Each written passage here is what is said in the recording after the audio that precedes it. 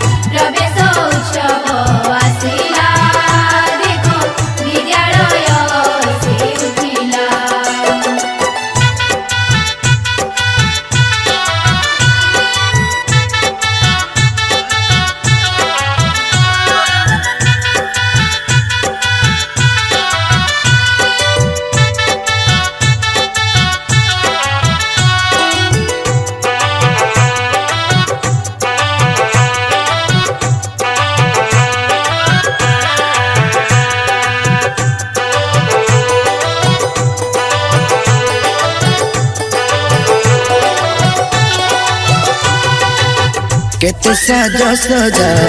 विद्यालय आजी कुनी कुनी पाद झुमी झुमी आज नाची उठुची फूल चंदन रे सजई है बसे मने मने तार केते हस खुशी फुटी उठुची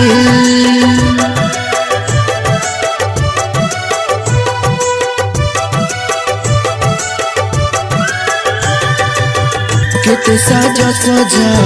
विद्यालय आजी कुनी कुनी पाद झुमी झुमी आज नाची उठुची फूल चंदन रे सजई है बसे मने मने तार केते हस खुशी फुटी उठुची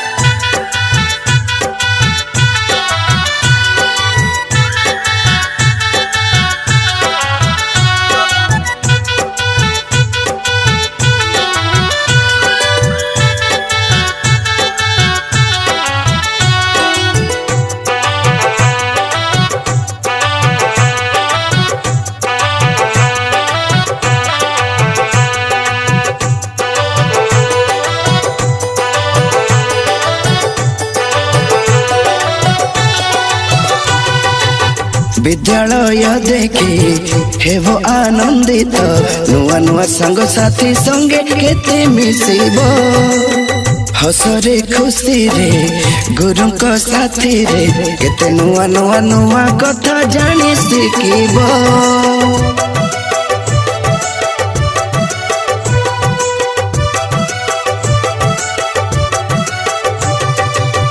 विद्यालय देखी हेबो आनंदित नुआ नुआ संग साथी संगे केते मिसिबो हसरे खुशी रे गुरु को साथी रे केते नुआ नुआ नुआ कथा जानी सिखिबो